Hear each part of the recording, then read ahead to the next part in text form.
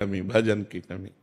अंतःकरण बहुत हल्का हो चुका है, मलिन हो चुका है, इसलिए क्षणे रुष्टा क्षणे तुष्टा, रुष्टा तुष्टा क्षणे क्षणे, क्षण में नाराज क्षण में प्रसन्न, ये बहुत हल्के अंतःकरण की बात है। अंतःकरण मलिन हो चुका है, इसको पावन करो, खूब नाम जप करो, भगवान की कथा सुनो, भगवान नाम कीर्तन करो। जब हृदय शीतल रहता है तो बड़ी बड़ी बुरी बातें भी कोई कह जाए तो मुस्कुराए, बोल अपनी मस्ती में चल देते हैं।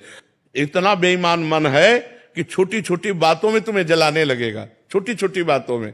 अगर इसको संभालो ना तो छोटी छोटी बातों में तुम्हें परेशान कर देगा। और जब इसे भजन करवा लो ना तो कोई धक्का मार दे, गाली दे दे, अपमान कर दे, निंदा कर दे तो भी उपेक्षा हो जाती है। ये उसकी मति है, ये उसका विचार है, उसकी भावना है, और अपने मन को तुरंत संभालते हैं। तो मन को संभालने के लिए नाम जप, सत्संग और शास्त्रों का स्वाध्याय अत्यंत आवश्यक है। जब तक अध्यात्म नहीं होगा तब तक मन को नहीं संभाला जा सकता है। मनु जी कानपुर से। श्री हरिवंश महाराज। श्री हरिवंश महाराज जी, महाराज जी आप कह रहे हैं कि आप कुछ जने आए हैं और एक ही ऑफिस में काम करते हैं, ऑफिस में भगवत में वातावरण रहे इसके लिए पूरा प्रयास रहता है नाम जप करने का। महाराज जी, कारोबार में आसक्ति हटाने का एवं ऑफिस से जो प्रपंच होता है महाराज जी, उससे बचने का क्या उपाय है महाराज जी? आसक्ति हटानी नहीं है, कारोबार से आसक्ति हटानी नहीं, उसे पूजा समझना है। आसक्ति हटा देंगे तो कारोबार नहीं हो पाएगा। और कार्य जब हम भगवान की पूजा, जैसे हम आपसे कहें जाओ आप हमारे लिए दिल्ली जाओ और दिल्ली से आप अमुक चीज खरीद करके लाओ, तो आप बड़े उत्साहित होकर जाएंगे। आपसे कोई पूछेगा कि आप दिल्ली जा रहे हैं, प्रपंच है, तो आपको प्रपंच, ठाकुर सेवा, महाराज ने बोला है ठाकुर जी के लिए मैं जा रहा हूं, ठाकुर जी के लिए कहा, तो आपको कितना भी कष्ट मिले आप प्रपंच में घुस करके वो काम करके आनंदित रहेंगे। क्यों? क्योंकि आपको लग रहा है कि संत ने आदेश किया, भगवंत सेवा है। तो बस यही बात मान लो, ऑफिस भगवान की पूजा है। जो हम समाज की सेवा कर रहे हैं, जिस भी डिपार्टमेंट में हो आप, वो समाज के लिए ही है। समाज की सेवा भगवान की सेवा है। हमारी ऑफिस पूजा गृह है। हम अपनी ऑफिस में ईमानदारी से समाज के प्रति कैसे उनको सुख मिले, इस भाव का बर्ताव रखते हुए हम कोई व्यसन न करें, शराब न पिएं, मांस न खाएं, गंदे आचरण न करें, बेईमानी न करें, तो वही पूजा आपको भगवत प्राप्ति करा देगी।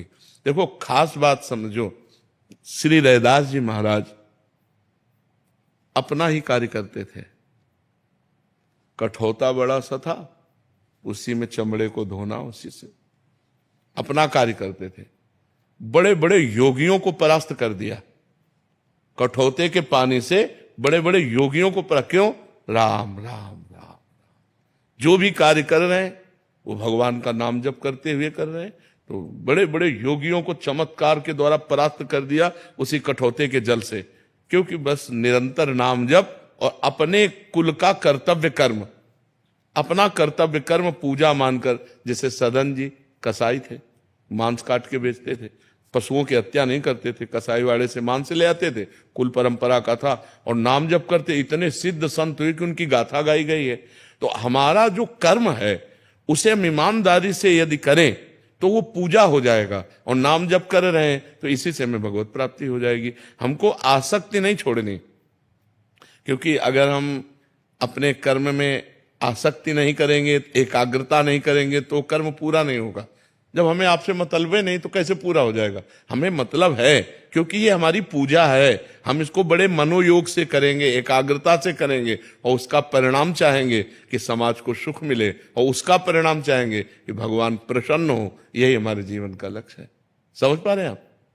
सृष्टि शर्मा जी, हिमाचल से। राधे राधे महाराज जी। महाराज जी, आपके श्रीमुख से भी और साधकों के साक्षात्कार जब सोशल मीडिया पे सुने तो सुना कि राधा केली कुंज में काफी साधक ऐसे हैं जो पदों पे, अच्छे परिवार, नौकरी, धन दौलत, उन्हें अचानक से संन्यास मार्ग मिल गया। गुरुदेव, मैं ये पूछना चाहती हूँ कि क्या ये उनके पूर्व जन्म का भजन था या उनको मार्ग मिला, या गुरुदेव और श्री जी की उन पर संग दोष, संग दोष। नारद सिख जे सुने नर नारी, अवश्य भवंत जी होए भिखारी। समझ में आया? प्रेमानंद का संग दोष प्रेमानंद का संग दोष लग गया उनको, तो नौकरी पेशा सब छोड़ करके और वो बाबा जी बन गए। तो संग का रंग चढ़ता है, ये संग का प्रभाव होता है। संत संग का प्रभाव होता है। ये नए नए बच्चे एक थोड़ी हैं, हमें लगता है 1500 होंगे सफेद और सब पीले सब लगा करके, और सब नौजवान हैं, 20-22 से लेके 40 के अंतर्गत ही सब है। सब अपने अपने सतमार्ग में लगे हुए हैं, सब अपने अपने कार्य में लगे हुए हैं, सत्संग सुनकर अपने अपने आचरणों को सुधारते हुए भगवान के मार्ग में लगे। ये संत समागम का प्रभाव होता है, साधु संग का प्रभाव होता है। जैसे बहुत से लोग हमारे दीक्षित नहीं हैं, लेकिन वो अपने आचरण सुधार रहे हैं, शराब छोड़ दिए, मांस छोड़ दिए, गंदी बातें छोड़ दी, तो वो शिष्य बने या ना बने, लेकिन साधु समागम का प्रभाव उनका कल्याण कर रहा है, उनका मंगल कर रहा है। तो ये प्रभाव प्रारब्ध से नहीं होता, संत समागम प्रारब्ध से नहीं होता। जब द्रवहि दीन दयालु राघव तो साधु संगति पाइए। जब भगवान कृपा करते हैं, जब द्रवित होते हैं, तब संतों का संग मिलता है। ये पुण्य से नहीं मिलता है, ये प्रारब्ध से नहीं मिलता है। हाँ, अब मोहि भा भरोसा हनुमंता, बिनु हरि कृपा मिले नहीं संता। जब भगवान कृपा करते हैं तब संत समागम मिलता है, और जब संत समागम मिलता है तो उसका रंग चढ़ जाता है, और उसका रंग चढ़ेगा चढ़ेगा पक्का चढ़ेगा। ऐसा कोई नहीं है कि रंग बरस रहा हो और वो अछूता चला जाए।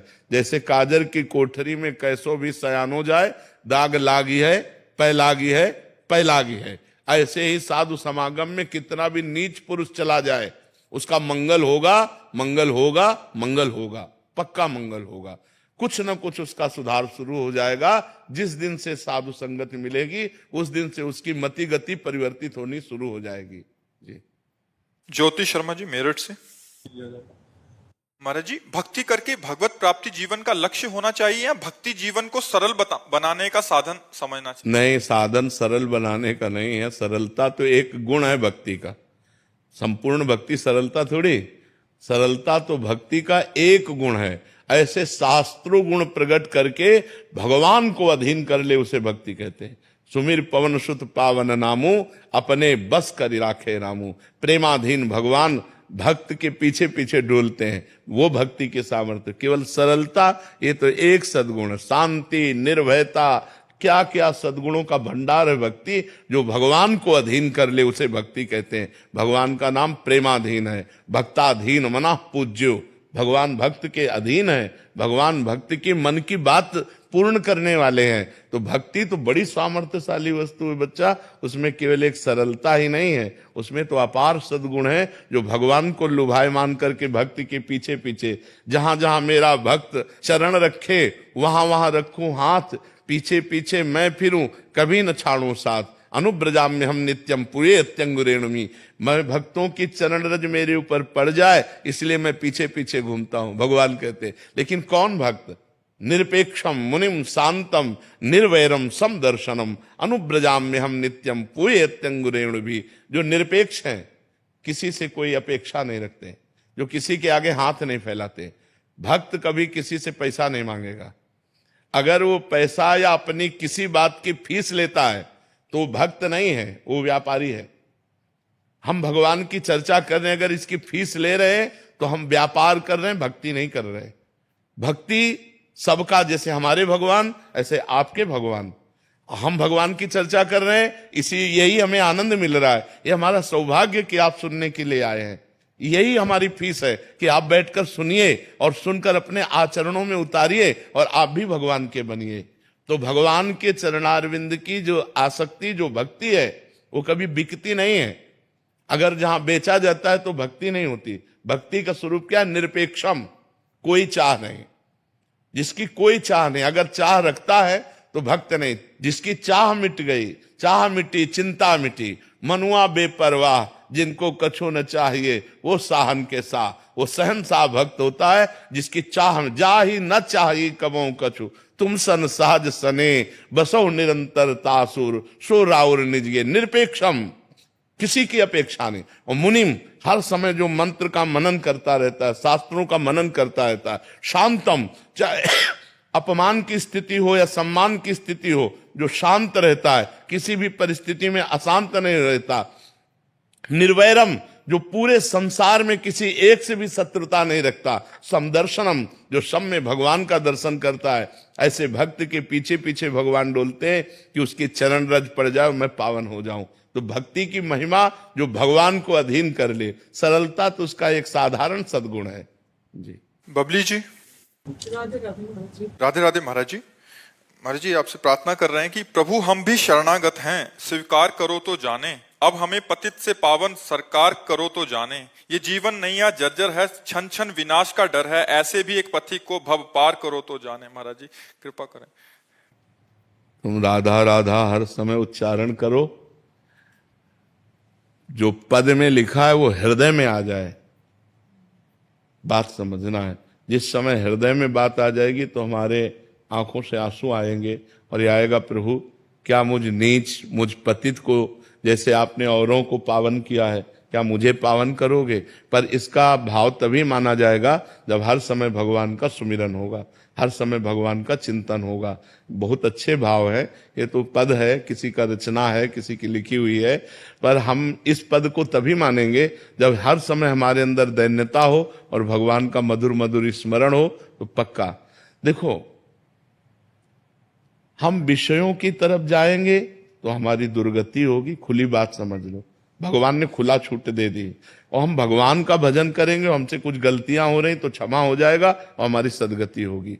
भगवान का भजन करने वाले की दुर्गति हो नहीं सकती। हम प्रार्थना करें या ना करें, खुली बात समझ लो, यदि हम गलत करेंगे और प्रार्थना करेंगे तो भगवान नहीं सुनेंगे। अगर हम सही चलेंगे तो प्रार्थना नहीं करेंगे तो भी भगवान हमारी जिम्मेवारी ले लेंगे। हमारी बात समझ लो, हम बहुत प्रार्थना भगवान से करें और मनमानी आचरण करें, कभी भगवान नहीं सुनेंगे हमारी प्रार्थना। हम बिल्कुल भगवान से प्रार्थना न करें और सही आचरण से चलें तो भगवान हमें प्यार देंगे, दुलार देंगे, अपने आप देंगे। हमारी बात समझ लो, अगर हम भगवान की आज्ञा का पालन नहीं करेंगे और हम खूब प्रार्थना करते रहें, वो कपटपूर्ण प्रार्थना होगी। असली प्रार्थना यह है कि जो हमारे शास्त्र कह रहे हैं, भगवान कह रहे हैं, हम गलत नहीं करेंगे, हम अपने शरीर से अपवित्र आचरण नहीं करेंगे, पाप आचरण नहीं करेंगे, किसी को दुख नहीं देंगे, किसी से छल कपट नहीं करेंगे। प्रार्थना करो ना करो, अपने आप भगवान की कृपा आपको प्राप्त होगी। और आप गलत करें, मनमानी आचरण करें और खूब भगवान के सामने प्रार्थना करें तो इसे कहते हैं दम्भ, दिखावा। इसे कहते हैं पाखंड, पाप का खंड, कि करता पाप है और भगवान क्या चोर डाकू लोग भी तो देवी के मंदिर में जाके घंटा चढ़ाते हैं, दूसरों का गला काटते हैं, दूसरों की जेब काटते हैं और उसे फिर देवी के चढ़ाते हैं। तो क्या देवी इससे प्रसन्न हो जाएंगी? अब बताओ, गलत आचरण करके आप गलत पैसा लेकर के आप भगवान को भोग लगाओ, भगवान भूखे बैठे हैं। बिल्कुल एक टुकड़ा का भोग मत लगाओ, लेकिन बुरे आचरण मत करो, भगवान प्रसन्न हो जाएंगे। गलत आचरण मत करो, भगवान प्रसन्न हो जाए। अब बेईमानी से करके लाखों करोड़ों कमाओ और उसमें आके भगवान को तुम भोग लगाओ तो भगवान नहीं पाएंगे भोग। भगवान भूखे नहीं मरते, वो जगत को दान करने वाले हैं, विश्व का भरण पोषण करने वाले हैं। वो केवल तुम्हारे भाव देखते हैं। तो भाव तो पहले गलत करे आए हो, तुम बेईमानी के द्वारा रुपया कमा के लाए हो और उससे भगवान को भोग कभी नहीं चाहते। तो हम प्रार्थना भगवान से करें, लेकिन प्रार्थना के साथ ये भी ध्यान रखें कि हमारे आचरण सही होने चाहिए, हमारे द्वारा किसी का गलत व्यवहार नहीं होना चाहिए। और हम खूब नाम जप करें तो प्रार्थना करो या न करो, भगवान आपका जिम्मेवारी अपने आप ले लेंगे। वो सब मम प्रिय सब मम उपजाए, सब भगवान के लाडिले हैं, सब भगवान की दृष्टि में है, सब भगवान के द्वारा ही प्रकट किए हुए, सबको देख रहे हैं भगवान। गलत आचरण करो, प्रार्थना करो तो नहीं सुनी जाएगी, सही आचरण करो, प्रार्थना ना करो तो भी आपकी जिम्मेवारी भगवान ले लेंगे। प्रद्युम्न जी भीलवाड़ा से। राधे राधे महाराज जी, आपके चरणों में कोटि कोटि प्रणाम। महाराज जी, रामचरितमानस में काक बसुंडी जी ने इस दोहे में कहा है कि ये रहस्य रघुनाथ कर वेगी न जान ही कोई, जो जाने ही रघुपति कृपा तो सपने मोह ना होई। महाराज जी किस रहस्य की बात? भगवान के लीला चरित्र की रहस्य, भगवान के जो लीला चरित्रों का काकभूषण जी ने वर्णन किया कि एक बार भगवान पा रहे थे तो मैं उनका जूठन लेने के लिए दौड़ा, भगवान भगे। मुझे लगा भगवान मेरे से भयभीत हो रहे हैं, ये सर्वशक्तिमान भगवान है। फिर लौटकर हंस दिया तो हम उनके मुख में चले गए। जब उनके मुख में गए तो उनके पेट में अनंत ब्रह्मांड देखा। अनंत ब्रह्मांड देखते देखते जब व्याकुल हुआ तो फिर हंस दिया। फिर मैं बाहर निकला तो वही फिर बाल लीला। तो भगवान की इन लीलाओं के रहस्य को या रहस्य रघुनाथ कर वेग न जाने कोई, और जो जाने रघुपति कृपा तो सपने मोह न हो। भगवान अंदर भी बाहर भी अनंत ब्रह्मांडों में इतने सूक्ष्म हैं कि वो चींटी के भी हृदय में आराम से सोते हैं, और इतने महान हैं कि दिखरावा माते तिन अद्भुत रूप प्रचंड, रोम रोम प्रतिलागे कोटि कोटि ब्रह्मांड, ब्रह्मांड निकाया निर्मित माया, रोम रोम प्रतिवेद कह, या राष्ट्र रघुनाथ कर वेग न जाने को। वो इतने छोटे हैं, अणु अणियान महतो महियान, महान से भी महान और छोटे से भी छोटे, उनकी अनंत लीला है। या रहस्य रघुनाथ कर वेग न जाने कोई, और जो जाने रघुपति कृपा सपने मोह न हो। उसे स्वप्न में भी अज्ञान स्पर्श नहीं कर सकता, मोह नहीं हो सकता, अंधकार अज्ञान नहीं छा सकता। समझ पा रहे हैं आप समझ पा रहे हैं? महाराज जी एक और है इनका, जो संपत्ति शिव राव नहीं दीन ही दिए दसनाथ, सोई संपदा भविष्य नहीं सकुची दीन ही रघुनाथ। किस संपत्ति और संपदा की बात कर रहे हैं? जिस समय लंका का निर्माण भगवान ने पार्वती जी के लिए किया था, जब लक्ष्मी जी के यहाँ गई तो लक्ष्मी जी का वैभव देखा, जब ब्रह्माणी के यहाँ गई तो ब्रह्माणी का वैभव देखा, तो मानो उन्होंने कहा कि तुम तो बरगद के नीचे रहती हो, तुम्हारे पास क्या व्यवस्था है। भगवान ने लंका का निर्माण किया, स्वर्णिम लंका का। उस स्वर्णिम लंका को पार्वती जी ने देखा, पर कहा कि हमें जो आपके साथ वटवृक्ष के नीचे रहने में अच्छा लगता है। रावण ने भगवान शिव को प्रसन्न करने के लिए कई बार अपने सर काट करके उनके चरणों में अर्पित किए, तो भगवान ने उस स्वर्ण की लंका रावण को प्रदान कर दी। बिना सर काटे केवल सर झुका देने मात्र से विभीषण जी के शरणागति होने पर भगवान ने बहुत सकुच पूर्वक दिया। सकुच पूर्वक मतलब क्या है ये? मायाकृत लंका भगवान सकुच, क्योंकि भगवान प्रसन्नता पूर्वक देते हैं अपने चरणों की प्रेम लक्षणा भक्ति। लेकिन एक कल्प तक लंका का जो राज्य दिया वो सकुच करके दिया, तो इसीलिए कहा जो संपदा शिव रावण दीन दिए दसमात, सोई संपदा विभीषण सकुच दीन रघुनाथ। क्योंकि भगवान प्रसन्नता से देते हैं अपना प्रेम, अपने चरणारविंद का अनुराग। तो भगवान ने अविरल भक्ति भी दी और एक कल्प तक का लंका का राज्य दिया, क्योंकि लंका का राज्य ना देते भगवान, ना देते, अपनी प्रेम लक्षण भक्ति ही देते केवल। लेकिन उर कछु प्रथम वासना रही, विभीषण जी कह रहे हैं।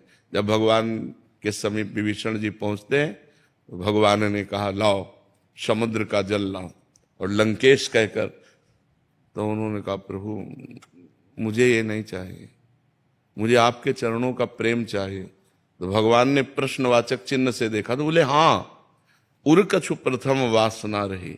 जब लात मारा था विभीषण जी को रावण ने, तो विभीषण जी ने उसी समय संकल्प किया था कि मैं भगवान की शरण में जाकर तेरा विनाश कराऊंगा और इसी लंकाधिपति के सिंहासन पर मैं बैठूंगा। तो उर कछु प्रथम वासना रही, प्रभु पद प्रीति सरित शोभहि। अब आपके चरणों का दर्शन किया तो आपके चरणों की प्रेम सरिता में मेरी वासना बह गई। प्रभु भगवान ने कहा नहीं, जो प्रथम वासना रही पहले उसको लो, और जो अविरल भक्ति की बात है वो भी तुम्हें प्रदान करते हैं। तो बात समझ में आई आपके? विष्णु दास जी दिल्ली से। राधे राधे महाराज जी। महाराज जी, जैसे बताया जाता है कि भक्ति करने के लिए भक्तों के सानिध्य चाहिए, वैसे ही महाराज जी अगर त्रुटिवश हमसे भक्तों की निंदा का अपराध हो जाए तो उस अपराध को कैसे? हाँ, उन्हीं भक्त से विनय करो जिनसे हो गया है, और भगवान से विनय करो। ऐसे भगवान नहीं क्षमा करते, भक्त ही क्षमा करते हैं। क्योंकि जब दुर्वासा जी के द्वारा अम्बरीश जी का अपराध बन गया तो भगवान शंकर के पास कैलाश में गए, टिकने नहीं दिया। ब्रह्मा जी के पास गए तो उनका नहीं, तुमने हरिदास का अपमान किया, इसलिए भगवान हरि ही तुम्हें क्षमा कर सकते हैं। वो हरि की शरण में गए तो हरि ने भी नहीं क्षमा किया। भगवान ने कहा अहम भक्त पराधीनो अस्वतंत्र इव द्विज। मैं अस्वतंत्र हूं, परम स्वतंत्र। भगवान क्या कह रहे हैं?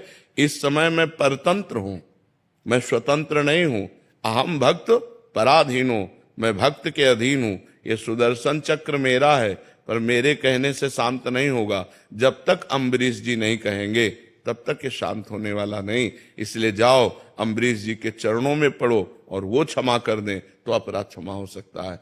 तो भक्तन निंदा अति बुरी, भूल करे जिन कोय, किए सुकृत बहुजन्म के, क्षण में डारे खोए। एक क्षण में बहुत जन्मों के पुण्य तपस्या साधना सबको भस्म कर देगा भक्त निंदा। इसलिए भक्त निंदा तो करना ही नहीं चाहिए। यदि भूल से किसी की भक्त निंदा बन गई तो उसी भक्त के चरण पकड़ो जिसकी निंदा हुई है, वही क्षमा कर दे तो निंदा का अपराध नहीं। ये सारे सुकृत चाट जाएगा। और साधु अवज्ञा तुरत भवानी, कर कल्याण अखिल के हानि। अखिल कल्याण का नाश करके भारी विपत्ति में डाल देगा अगर भक्त निंदा हो गई। इसलिए भक्तन निंदा अति बुरी। वैसे तो किसी की भी निंदा नहीं करनी चाहिए, पर निंदा के कीते आवत नहीं कछु हाथ, मूर्ख पर्वत पाप को ले चल अपने साथ। जो दूसरों की निंदा करते हैं उनका संत संभ श्रीपद अपवादा।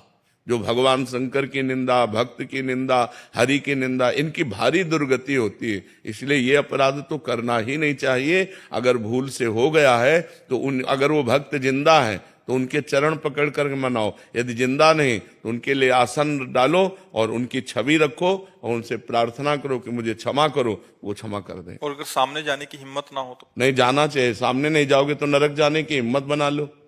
अगर सामने जाने की हिम्मत नहीं तो नरक जाओ। वो गाली दे, मारेंगे, क्षमा कर देंगे। जाओ उनके चरण पकड़ो कि मेरे से गलती हो गई, भूल से मैंने आपकी निंदा कर दी, आप मुझे दंड दे दो या क्षमा करो, आप स्वामी हो, मेरे से अपराध बन गया। करना चाहिए, ऐसा करना चाहिए। क्षमा करने से अगर हमारा जीवन बच जाता है तो बहुत उत्तम बात। नहीं पक्का समझो, भक्त निंदा जब दुर्वासा जैसे महातपस्वी नहीं झेल पाए तो और कौन झेल पाएगा? किसी की सामर्थ्य नहीं। भक्त निंदा समय पर तुम्हारा पतन कर देगी। न तुम वैष्णव भाव को पालन कर पाओगे और ना सांसारिक भाव का पालन कर पाओगे। भारी विघ्न पैदा कर देगी।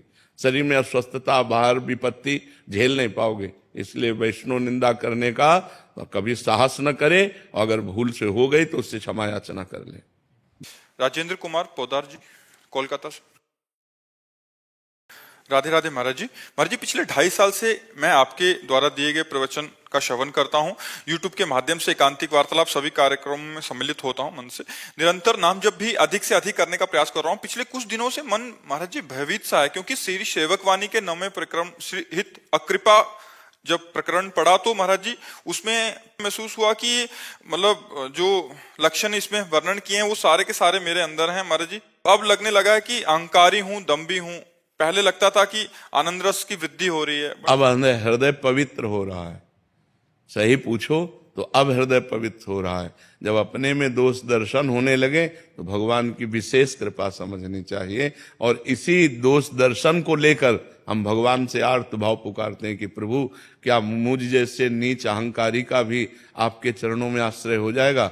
जब तक अपने को लगता है कि मैं भगवान के प्राप्त करने का अधिकारी हूं तब तक वो अहंकारी है, वो भगवान की प्राप्त करने का अधिकारी नहीं है। और जब ये लगने लगता है कि मुझ जैसा नीच, मुझ जैसा अहंकारी क्या भगवान को प्राप्त करने लायक है, कदापि नहीं, तो भगवान को प्राप्त करने लायक बन जाता है। जैसे एक प्रसंग हम सुनाते हैं महाप्रभु चैतन्य देव का। जब महाप्रभु चैतन्य देव का यश प्रकट हुआ तो एक फलाहार रहते थे, पूरे भारत की नदियों का भ्रमण किए हुए थे। तो उनको लगा कि जब महाप्रभु चैतन्य देव के पास जाऊंगा तो मैं फलाहार करता हूं, मैं पवित्र तीर्थों का भ्रमण किए हूं, तो मुझे दौड़कर आलिंगन करेंगे। लेकिन उल्टा हुआ। जब महाप्रभु का कीर्तन चल रहा था और वो पहुंचे तो महाप्रभु ने कीर्तन बंद कर दिया और कहा, कौन ऐसा आ गया शुष्क पुरुष जिससे हमारा भाव शुष्क हो रहा है? तो वही संत जी आए थे, बोले निकालो इनको, हटाओ यहां से। जब उनको निकाल दिया तब वो एकांत में जाकर रोने लगे, प्रभु आपका अवतार दीन और पतितों को पावन करने के लिए है। मुझ जैसे दीन और पतित को प्रभु अगर आप त्याग देंगे तो मैं कहां जाऊंगा? बस महाप्रभु दौड़े और उनको गले लगा लिया। बात समझे? जब अहंकार था कि मैं फलाहारी और तीर्थयाटन करने वाला हूं तो तिरस्कार करके उस अहंकार को दूर किया, क्योंकि महापुरुष के पास जाने से जीव का कल्याण निश्चित होना चाहिए। और जब उनको ये आया कि मैं पतित, मैं नीच, मैं अधम, तो महाप्रभु ने गले से लगा लिया। तो ऐसे ही हमारे अंदर जब ये वास्तविक बात आता है, वास्तविक हम देखते हैं कि ओहो मेरे अंदर तो अहंकार है, मेरे अंदर तो ये दोष है, तो हम भगवान की विशेष कृपा के पात्र बन जाते हैं, क्योंकि हमारे अंदर ये दैन्यता आ जाती है कि मैं किसी योग्य नहीं हूं। और जिसको ये अहंकार आ जाता है मैं योग्य हूं, वो वास्तविक भगवान के योग्य नहीं। और जिसको ये आ जाता है मैं पतित हूं, मैं नीच हूं, तो बात फिर बन जाती है। तो अब सही पूछो तो आपके भजन की बात बन रही है, यही आपको रुलाएगी, यही बात आपको रुलाएगी। आपको एकांत में बैठकर भगवान के सामने रोना आएगा कि प्रभु क्या मुझ जैसे अहंकारी को भी आपके चरणों में शरण मिल सकेगी? प्रभु क्या मुझ जैसे पतित दीनहीन को भी आप कृपा करेंगे? प्रभु आप स्वीकार। अब आ गई, भक्ति का रंग आ गया। तो ये सही है, गलत नहीं है, ये आपके ऊपर भगवान की कृपा है। आप अपने साधन भजन को और बढ़ाइए। यही जब और आ जाती है ना, तो रोना शुरू हो जाता है।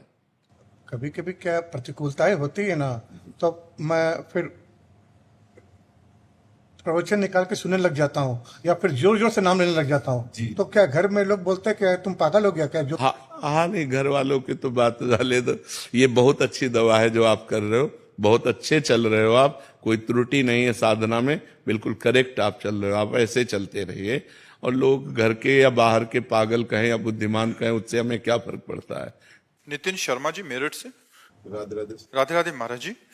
महाराज जी, श्री जी हमारे साथ जो भी घट रहा है, अच्छा या बुरा, कैसे अंदाजा लगाया जाए कि हमारा कोई पूर्व का कर्म भुगता रहा है? अंदाजा नहीं, वो पूर्व का कर्म है ही। अंदाजा नहीं, वो पूर्व का कर्म है ही। हमारे द्वारा जो दो प्रकार के कर्म होते हैं, शुभ और अशुभ, उन्हीं से मिश्रित ये पूरा जीवन बनता है, जन्म से लेकर मृत्यु तक। जो हमें दुख सुख मिलेंगे वो पूर्व के द्वारा मिलेंगे। अब नए कर्म जो हम कर रहे हैं वो अलग है, उसमें हमारा चिंतन पहले बनता है। देखो, जैसे नए कर्म का होता है तो पहले ध्यायतो विषयान पुंसान संगास्ते सुपजायते संगात संजायते कामा। हम पहले किसी विषय का चिंतन करते हैं। अब किसी भोग के विषय का पहले हमने चिंतन किया, फिर उसका संकल्प बनाया, फिर उसकी क्रिया की, नया कर्म हो गया। अब अचानक आप जा रहे हैं, किसी की ठोकर लगी, वो 4 थप्पड़ आपके मार दिए, गाली गलौज हुआ, इसमें आपका, जिसमें आपका दिमाग नहीं लगा और घटना घट गई, ये पूर्व कर्म का हुआ। और जिसमें आपने दिमाग लगा के किया, वो नया कर्म हो गया। समझ पा रहे हैं आप? अब उस नए कर्म का, जैसे अच्छा कर्म है तो आगे अच्छा परिणाम आएगा।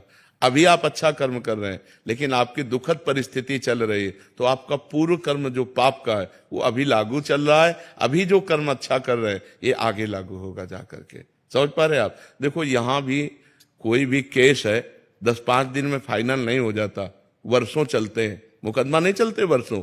तो हमारी बहुत बड़ी सरकार, भगवान की अनंत ब्रह्मांडों का हिसाब है। तो हमारा केस जब खुलेगा तो उसमें राई पाई कमी नहीं होगी, उसको भोगना पड़ेगा पक्का, अवश्य में भोक्तव्यम। लेकिन खुलने में समय लगता है। अब पता नहीं 100 जन्म वाला केस खुला हो, 100 जन्म। भीष्म पितामह जी कह रहे हैं, मैं इतने जन्म देख रहा हूं, ऐसा कोई पाप नहीं किया, सर सैया पे, मैं बाणों की सैया पे, प्रभु ये किस जन्म का फल है? तो उनका 100 जन्म के आगे देखो। आप एक राजा थे और आपने एक सांप को उठा करके धनुष की नोक से कांटों वाले पेड़ में डाल दिया, वो बबूल के कांटों में ऐसे छेदा, कई दिन में मरा, तो ऐसे तुम्हें बाणों की सैया मिली। तो हमारा किस जन्म का हिसाब चल रहा है? बहुत जन्म हो गए, अनंत जन्म हो गए। तो इसलिए आए हुए भोग को भगवान नाम जप करते हुए भोग के निपटा लो, और नाम जप करो, अच्छे आचरण करो, जिससे हमारा अगला जीवन जो हो, आगे का जो जीवन हो, हमारा जो भविष्य हो, वो बड़ा मंगलमय हो। समझ पा रहे आप? दिग्विजय सिंह जी सीतापुर। शेर में। महाराज जी राधे राधे। महाराज जी, महाराज जी मन अशांत रहता है, बार बार भोगों की तरफ ही ले जाता है, और अब भोगों की तरफ उसकी हिम्मत भी नहीं कि चल पाए, क्योंकि हर समय आप खड़े रहते हैं जब राधा नाम लेता हूं। महाराज जी, नाम और भोग दोनों के बीच में पिसने के कारण कभी नाम छूटता है, फिर कभी भोग में मन लगता है। महाराज जी ऐसे ये प्रारंभ में ऐसी दशा रहती है, हर साधक की रहती है, क्योंकि पूर्व जन्मों का हमारा जो भोगाकर्षण है, जो भोग संयोग है, वो हमको खींचता है। जो नवीन विषयों को भोगने की इच्छा होती है उसे कामना कहते हैं, और जो भोगे हुए विषयों को भोगने की इच्छा होती है उसे तृष्णा कहते हैं। तो कामना को तो बुद्धि के द्वारा हम मिटा सकते हैं, लेकिन तृष्णा बार बार हमको जलाती रहती है। तो जब हम नाम जप करते हैं तो कभी भविष्य की चिंता, कभी भूत की बीती हुई बातें, कभी नवीन कामना भोगने की इच्छा और कभी भोगे हुए भोगों की तृष्णा, ये हमारे अंदर आती है। तो हमको क्या करना चाहिए कि नाम में डटे रहना चाहिए। तो नाम इन सबको नष्ट कर देगा, हमें विश्वास रखना चाहिए। जैसे को नाम छोड़िएगा नहीं, अगर नाम छोड़ देंगे तब तो वो घसीट ले जाएंगे, कामना, तृष्णा, वासना, ये हमको पतित कर देंगे। और यदि नाम हमारे पास है तो वो नष्ट हो जाएंगी, वो घसीट नहीं सकती। तो इसलिए उपासक को चाहिए कि उधर की तरफ ध्यान न दे। जब मन, वासना, कामना इन चिंतनों में हमें फंसाना चाहता हो, उस समय हमको राधा राधा राधा राधा राधा राधा राधा। अभी जहाँ बैठे हैं एक साधक बैठे थे, उन्होंने कहा जब ऐसा होता है तो मैं जोर जोर से कहता हूँ राधा राधा राधा, तो घर वाले लोग एकदम आ जाते हो, कहते पागल हो क्या चिल्ला बैठे। बोले हमारी तो समस्या है, हम अंदर की समस्या को हटाने के लिए, लेकिन घर वाले लोग आ जाते, क्या हुआ, राधा राधा राधा राधा आप इतनी जोर से बोले। तो लोग कुछ भी कहें, जब अंदर हम फंस रहे हों तो उस समय एक ही उपाय, जोर जोर से पुकारे राधा राधा राधा। तो आप देखो तुरंत शांति मिलेगी, तुरंत आपका हृदय बदलेगा, क्योंकि नाम में बड़ी सामर्थ्य है। अच्छा, मन में कैसे जपें उस समय, क्योंकि मन तो गंदा हो रहा है, गंदे विचार ला रहा है, तो उस समय में जोर से शुरू कर दें राधा राधा राधा राधा राधा राधा राधा, तो हम उससे बच जाएंगे। और सोचता महाराज जी दोनों चीजें, अगर नाम छूट जाता तो बहुत चिंता होती कि नाम छूट गया, और उधर जब होता है तो फिर उसके लिए बड़ी चिंता, मतलब दोनों इतना चिंता आपस में पीस रहे हैं कि बहुत। बस ये इसी स्थिति से जहां निकल जाओगे तो आनंद मिल जाएगा। अब ये स्थिति कितने दिन आपकी बनी रह सकती है, आप जितना अधिक नाम जप करेंगे उतनी जल्दी इस स्थिति से निकल जाएंगे। ये आपकी स्थिति नहीं है, ये हर साधक की स्थिति है। कि जैसे साधक चलता है तो भोग छोड़ने की चेष्टा करता है, भगवान को पकड़ने की चेष्टा करता है। महाराज जी ने भोग तो कर ही नहीं सकता, क्योंकि आप राइफल लिए बिल्कुल सामने कि भोग की तरफ जा ही नहीं सकता है, भोग तो खत्म। कभी कभी कार्य व्यस्तता है तो नाम छूट जाते हैं कार्यों में। हाँ, तो उन कार्यों को भगवान को समर्पित कर दे। 2 घंटे काम किए तो बीच बीच में राधा राधा स्मरण करके उन कार्यों को भी भगवान को समर्पित कर दे, तो वो भी भजन हो जाए। तो आप चिंता न करो, आप बहुत सही चल रहे हो, आप बहुत सही चल रहे हो। बस चलते रहो तो इस स्थिति को क्रॉस कर जाओगे। जहां इस स्थिति को क्रॉस किए तो सामने मधुर मधुर झांकी और नाम चल रहा है, तो फिर हृदय द्रवित हो जाएगा, हृदय आनंदित हो जाएगा, विषय चिंतन खत्म हो जाएगा। आप चलते रहिए चुपचाप। आप हाँ बहुत सही चल रहे हो, तभी ऐसा है। आप हाँ, अंदर ही अंदर मन जहां निर्मल हुआ ना, तो आनंद की धारा आ जाएगी बिल्कुल। और हानि तो होनी नहीं। जितना नाम जप कर लिया है, तुम्हारा मंगल किए बिना छोड़ेगा नहीं, पक्का समझ लो। तुम्हारा आगे मंगल ही मंगल है, आनंद ही आनंद है। इस जन्म में जिस कर्म से शरीर बना है, वो हो सकता है दंड आ जाए, हो सकता है शरीर में रोग, जैसे तो हमारा कर्म आ गया ना, अब वो हमारी किडनी को फेल कर दिया। तो इस शरीर का निर्माण शुभ और अशुभ कर्म से हुआ, लेकिन इस जन्म के जो हमारे कर्म है वो हमारा श्री जी से मिला के मंगलमय आनंद। ऐसी स्थिति में भी भगवान की चर्चा हो रही, भगवान का आनंद हो रहा है। तो इसलिए बहुत आनंद का विषय, घाटे का विषय नहीं, मंगल ही मंगल होना है। नाम जपत मंगल दिशि दशहु, 10 दिशाओं में मंगल होना है। अब लोक परलोक कहीं भी जाओ आनंद ही होना है, अब कोई पतन नहीं होना। नामे भक्ता प्रणश्यति, मेरे भक्त का पतन नहीं हो सकता। यमराज जी अपने दूतों से कहते हैं, जब अजामिल वाला प्रसंग आया कि जिसके गले में कंठी बंधी, मस्तक पर तिलक और मुख में नाम है, भूल कर उधर मत चले जाना, भूल कर भी उधर मत चले जाना। तो मतलब यमराज का पार्षद तो आएगा नहीं लेने, अपने स्वर्ग जाना नहीं, क्योंकि स्वर्ग की इच्छा नहीं है। तो हमें भगवान ही मिलेंगे, हमारा मंगल ही होगा, इसमें कोई हानि नहीं है। गुरुदेव भगवान, ये जो स्थिति आप बता रहे हैं साधक की कि प्रत्येक के साथ होती है, तो इसमें प्रत्येक के समय अवधि भी अलग अलग होती है। भजन की तीव्रता, व्याकुलता। अब जैसे इनकी भजन की व्याकुलता बढ़ती है, कह रहे हैं कि हमारे जब भोगों की व्याकुलता बढ़ती है तो आप हमें खड़े दिखाई देते हो। तो ये इनकी तीव्रता है कि वो भोगों से बचा करके, गुरु को सामने रख करके और भजन बढ़ाते चले तो जल्दी क्रॉस कर जाएंगे। अब जैसे कभी भोग भी लिया और कभी भजन भी कर लिया तो ये लंबा समय चलेगा। और जो ऐसे कि भोगों की तरफ तो जा ही नहीं सकता, भोग तो हो ही नहीं सकता, गलत काम तो हो ही नहीं सकता। बोले क्यों नहीं हो सकता? बोले आप खड़े हो, मान लो गुरु खड़े हैं, इष्ट खड़े हैं, तो जिसकी ऐसी मंगलमयी भावना है कि जहां पतन होना है वहां गुरु और इष्ट को देखता है, तो उसकी तत्परता बहुत प्रवीण है और वो क्रॉस कर जाएगा, जल्दी क्रॉस कर जाएगा। और जो है कि यार भजन तो करना ही है जिंदगी भर, भगवान तो मिल ही जाएंगे, उसका बहुत लंबा समय जाएगा। वो बहुत हो सकता है जन्म जन्मांतर अभी भटकना पड़े, क्योंकि जब तक असत भोगों का त्याग नहीं होगा तब तक क्रॉस नहीं कर पाओगे इस स्थिति को, असत भोगों का। अब जैसे गृहस्थ है, काम सताए, अपनी पत्नी से मिल लिए तो ये इनके भजन में बाधा नहीं पहुंचाएगी, लेकिन पराई माताओं बहनों की तरफ से गंदी दृष्टि बिल्कुल बंद कर दे तो क्रॉस कर जाएगा। समझ पा रहे हैं? जैसे आपकी अवस्था है तो आप ब्रह्मचर्य से रहिए, आप कोई गलती मत कीजिए, खूब नाम जप कीजिए, तो आप क्रॉस कर जाएंगे। अब ये हो सकता है कि वर्ष में क्रॉस करें, 2 वर्ष में क्रॉस करें, 10 वर्ष में क्रॉस करें, आपका भजन शैली कितनी है इसको तो आप ही समझ सकते हैं ना, या भगवान समझ सकते हैं। अब बाहर से तो नहीं जाना जा सकता कौन साधक कितना भजन कर रहा है अंदर, वो तो गणना वाला भजन थोड़ी होता है। भजन का तात्पर्य होता है वृत्ति का चिंतन होना, तुम्हारी वृत्ति भगवदाकार होनी चाहिए, तुम्हारा अंदर का चिंतन प्रभु से होना चाहिए। समझ पाए ना? शिल्पी यादव जी। राधे राधे राधे राधे महाराज जी। महाराज जी, आप कह रहे हैं आप एक खेल कूद के उसमें हैं, 9 साल से गेम खेल रहे हैं, गेम के बदौलत उनकी नौकरी लगी, नेशनल और इंटरनेशनल लेवल पे खेलने का मौका मिला महाराज जी। पर जब से आपको सुनने लगे हैं तब से खेल में अरुचि से होने लगी है, मन भक्ति में ज्यादा लगने लग गया है महाराज जी। लेकिन ऐसा नहीं है, ऐसा नहीं है। भक्ति हम जिस डिपार्टमेंट में होते हैं उसी में सच्चा बनाती है। हम एक सच्चे खिलाड़ी बने, भगवान का नाम जप करते हुए हम एक सच्चे अच्छे खिलाड़ी बने। आपके विजय से भारतवासियों को सुख मिलता है। जैसे कोई अपने भारत का किसी भी खेल में विजय प्राप्त करता है तो ऐसा लगता है मानो मुझे ही नंबर मिला हो, मानो मैं ही जीता हूं। हर भारतवासी को लगता है, भारत वाला जब विजय को प्राप्त होता है, चाहे क्रिकेट हो चाहे कोई भी खेल हो, तो हमें लगता है हम ही विजय को प्राप्त हुए। इतने भारतवासियों को सुख मिलेगा यदि आप जिस खेल में हो बहुत अच्छे खिलाड़ी बनकर नाम जप करते हुए और अगर विजय को प्राप्त करें तो ये हमारी भक्ति का स्वरूप होगा। अरुचि नहीं होनी चाहिए। अगर हमारी अरुचि हो जाएगी तो फिर भक्ति का मतलब मार्ग सही नहीं बैठेगा। क्यों? अब जो जिस पद पे उसको अरुचि हो जाए, जो जिस काम में उसको अरुचि हो जाए तो सब काम ही बंद हो जाएंगे? नहीं, भक्ति सही मार्ग पर कदम बढ़ाने की प्रेरणा देती है। जैसे कोई पदाधिकारी है तो निर्दोष को छोड़ देना, दोषी को दंड देना और परफेक्ट बिल्कुल घूस ना लेना, खूब नाम जप करना, धर्म से चलना, ये भक्ति सिखाती है।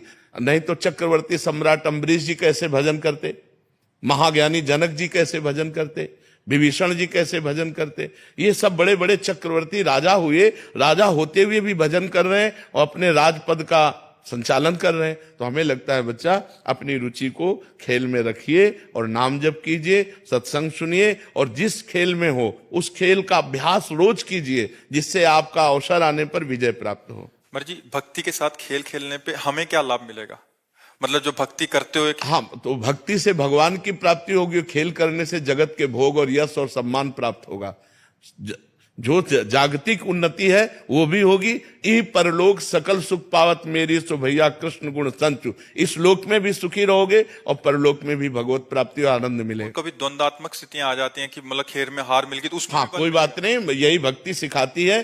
सुख दुखे समय कृत्वा लाभा लाभो जया जय। यदि हम हार गए हैं तो हमारे अभ्यास में कमी है, उससे सामने वाले ने अभ्यास श्रेष्ठ किया है, अगली बार हम अभ्यास श्रेष्ठ करेंगे, उसको पछाड़ेंगे।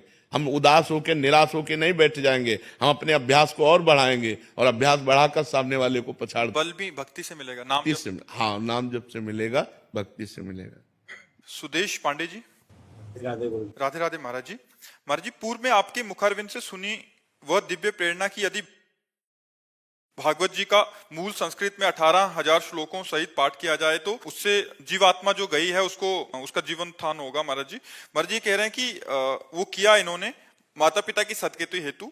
महाराज जी अब कह रहे हैं कि इनकी प्रार्थना है कि क्या इस यज्ञ के उपरांत मुझे अपने माता पिता को वैदिक विधि से पितृपक्ष आदि में तर्पण अर्पित करने की आवश्यकता है, या भागवत जी का महाप्रयाण कर लिया तो पूर्ण? वैसे उनका काम तो हो गया, विश्वास से कीजिए, पर भगवान को माता पिता मानकर जब पितृपक्ष आवे तो श्राद्ध और तर्पण करना ही चाहिए। गृहस्थ को श्राद्ध और तर्पण आदि करना चाहिए, क्योंकि भगवान ही तुम्हें माता च पिता तुम्हें बंधुश्च सखा तुम्हें, तो एक पुण्य कार्य होता है, वो कोई अमंगल कार्य तो है नहीं, तो मुझे करना ही चाहिए। वो जब भगवत स्वरूप जहां भी होंगे उनका मंगल और भी होगा। और नहीं मंगल की बात रही तो हमारे भगवान माता पिता हैं, हम उनके लिए पितृ तर्पण कर रहे हैं। जैसे बड़े बड़े भीष्मादि महापुरुषों ने ये सब कार्यक्रम किए हैं, तो भगवान भी स्वयं श्राद्ध तर्पण आदि किए अपने माता पिता परिवार पूर्वजों के लिए। तो हमारे जो पितर हैं, बहुत से पितर है ना, हम कुल परंपरागत पितर हैं, उन सबके लिए तर्पण करना चाहिए, उन सबको श्राद्ध देना चाहिए। ये एक पुण्य कर्म है, इसको छोड़ना नहीं चाहिए। हाँ, सन्यास ले ले तो छोड़ देना चाहिए, लेकिन गृहस्थ में है तो जरूर करना चाहिए। जब श्राद्ध पक्ष आवे तो जरूर करना चाहिए। अमन जी, जिंद हरियाणा से। राधे राधे महाराज जी। गुरु जी, ये मन सभी के सामने तो इंद्रियों पर संयम का दिखावा करता है, परंतु एकांत में ठीक इससे उल्टा हो जाता है महाराज जी। इससे हाँ, वैसे कहा भी गया है, जिस साधक का एकांत पवित्र है वही साधक है। नेत्रों के सामने, समाज के सामने सब होश में रहते हैं, लेकिन सही होश उसका माना जाता है जो एकांत में होश में रहता है।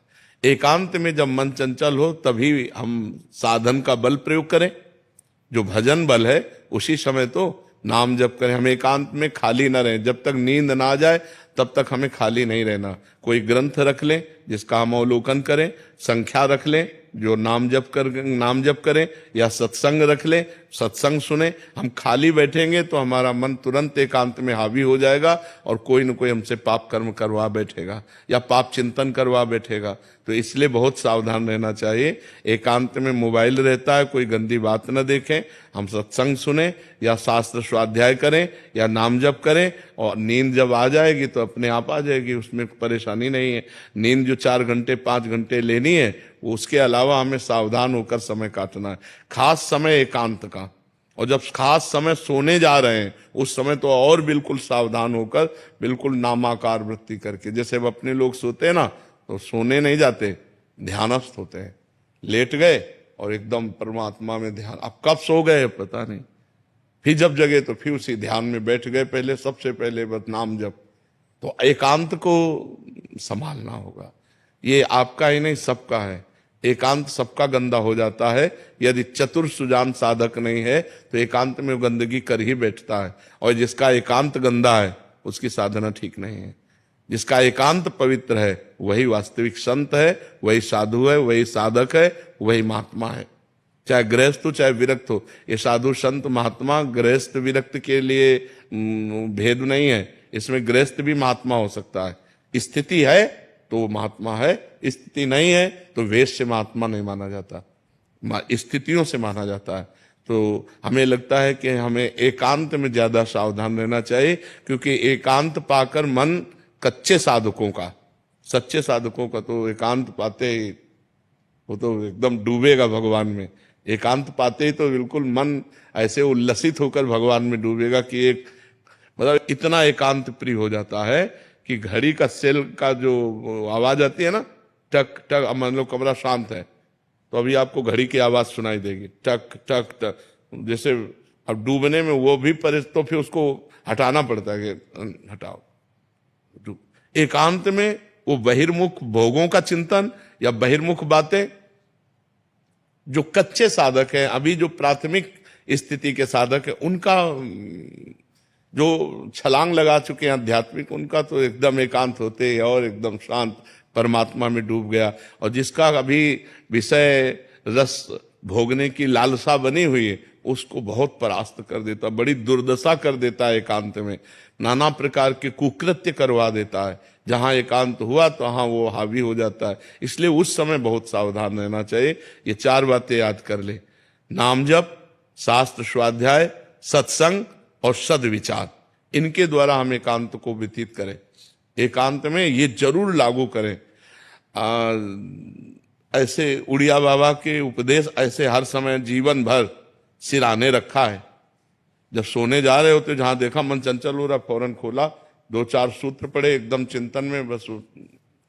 जैसे कोई बंदूक रख के पढ़ता है ना, ऐसे आसपास माला, झोली और ग्रंथ आसपास बिल्कुल सिराने। जरा सा मन भटका, तुरंत ग्रंथ खोला, तुरंत जरा सा मन भटका, माला उठाया, बैठ गए। उसको रोकना है। अगर उसको रोक लिया, एकांत पवित्र हो गया तो बढ़िया पवित्र हो गया जीवन। रानी अग्रवाल जी, लखनऊ। राधे राधे। राधे राधे महाराज जी। महाराज जी, मेरा प्रश्न है कि जब हम भोजन प्रसादी पाते हैं तो लास्ट कवल लेते हैं, उसमें पता लग जाता है कि हमारा पेट भर गया है। इसी से जब हमारे जीवन का अंतिम समय आ जाता है तो क्या कुछ घंटे, 2 दिन या 15 दिन पहले हमें संकेत ये पुण्यात्मा महात्माओं का, ये कोई भोजन नहीं है। भोजन की प्रक्रिया से मृत्यु की प्रक्रिया को नहीं जोड़ा जा सकता। अंतिम समय उनको पता चलता है जो महात्मा होते हैं, निरंतर भजन करते रहते हैं, उनको संकेत हो जाता है कि अब हमारा आज शरीर पूरा हो जाएगा। जिससे पूज्यपाद उड़िया बाबा जी महाराज, वो सुबह सुबह उठे और कहा भाई आज यहाँ स्मशान होगा। तो कोई समझ ही नहीं पा रहा था कि मतलब क्या, और बस जाकर के प्रवचन किया 2 श्लोकों का कि जिसका जन्म निश्चित है उसकी मृत्यु निश्चित है, आत्मा का ना जन्म है ना मृत्यु है। तो कोई समझ नहीं पा रहा था कि मतलब क्या है इन श्लोकों का। और बस सत्संग में बैठे, आनंद ब्रह्मचारी प्रभुदत्त ब्रह्मचारी की भागवती कथा कह रहे थे, बाबा ऐसे शांत बैठे थे। इतने में वहीं आश्रम में रहने वाला एक भगवान दास नाम था, वो आया और उसने कहा लाओ मैं मोरछल करता हूं। तो मना कर दिया कि नहीं तुम्हें नहीं देंगे, क्योंकि मोरछल के लिए पर्सनल जन होते हैं। अब वो गया और गड़ासा जिससे चारा काटा जाता है, वो गड़ासा छुपा के ऐसे लाया और बाबा के ऐसे 6 इंच गड़ासा घुस गए, ऐसे 4-5 गड़ासे जोर से मारे। खुली चांद बाबा की तो ऐसे फव्वारे जैसे उड़ते हैं, ऐसे खून के फव्वारे उड़े। बाबा ओम। बाबा को सुबह पता था कि आज ये घटना होने वाली है। तो जो सिद्ध महापुरुष होते हैं, जो पवित्र आत्मा होते हैं, उनको संकेत हो जाता है कि उनकी मृत्यु का इतना समय रह गया है। सबको नहीं होता, सबको नहीं। नाचते नाचते लोग नहीं मर जाते, देखो ना, खाते खाते मर जाते। कवल भोजन मंगाया होटल में और ऐसे बैठे ऐसे किया मर गए। अगर उनको पता होता तो काहे को कहते। पता होता सिद्ध पुरुषों को, जो भगवान का भजन किए हैं, जिनकी आत्मा निरंतर परमात्मा में जुड़ी रही, उनको पता चलता है। संसारिकता नहीं है ये भोजन पाना, संसारिकता, लेकिन मृत्यु संसारिकता नहीं कि जैसे आखिरी कवल को पता लगता है हमारा हो गया, ऐसे ये सिद्ध पुरुषों को होता है जिन्होंने भजन किया है। साधारण प्राणियों को तो पशुओं की तरह मर जाते हैं, उनको क्या पता। पशुओं की तरह जन्मे, पशुओं की तरह आचरण करते रहे और पशुओं की तरह मर गए। जो मनुष्य रूप में जन्मे और भजन करके भगवान के चिंतन में पूरा जीवन व्यतीत किया, ऐसे सिद्ध महापुरुषों को अंतिम निर्णय आ जाता है कि आपका 1 घंटे में 2 घंटे में शरीर पूरा होने वाला है। जैसे यहाँ राधा टीला है ना, राधा टीला के महंत जी थे, तो उनको खून की उल्टी हुई तो रामकृष्ण मिशन ले गए। तो रामकृष्ण मिशन में वो कहा कि यहाँ तो ठीक नहीं होंगे, आगरा ले जाना पड़ेगा। तो उनका हम वृंदावन से बाहर नहीं जाएंगे। आए, रात अपने यहाँ कुटिया में व्यतीत की। सुबह कहा जल्दी करो, जल्दी ठाकुर जी को स्नान कराओ, जल्दी ठाकुर जी को भोग लगाओ और प्रसाद लाओ, चरणामृत लाओ और सब बैठो। कुंज बिहारी श्री हरिदास, कुंज बिहारी श्री।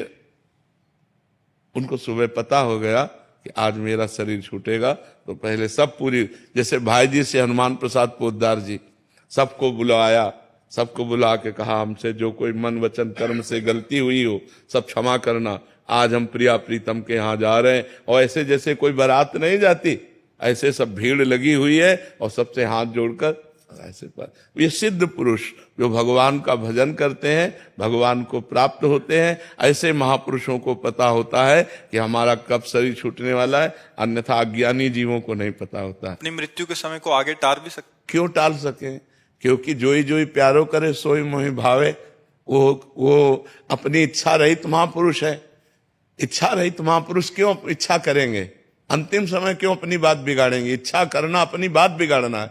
जोई जोई प्यारो करे सोई मोहि भावे। प्यारे की इच्छा बुला रहे हैं तो मेरी इच्छा क्यों हो जाए कि मैं यहाँ रहूं? प्यारे बुला रहे हैं तो दौड़ के जाऊंगा। तो वो तो अपने शरीर को छोड़कर, शरीर से प्यार थोड़ी होता है। योग साधन में योगी जन तो महाराज जी आपने एक बार सुनाया था कि वो 1400 चांगदेव जी। नहीं, ये भगवत प्रेमी जन थोड़ी हैं। प्रेमी जनों का मार्ग अलग है, योगी जन। हाँ, योगी जनों का अलग है। वो जी सकते हैं, लेकिन वो क्या क्या थे?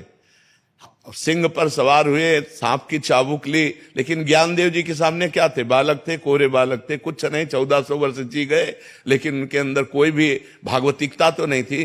ज्ञानदेव ने दिखाया कि चबूतरा चल पड़ा, जड़ चबूतरा चल पड़ा। तो उनका तुम कोरे कागज हो, अभी केवल अपनी श्वास वायु को रोककर जीना सीखे हो, लेकिन जीवन का जो रंग है वो ब्रह्मबोध या प्रेम दोनों नहीं प्राप्त है।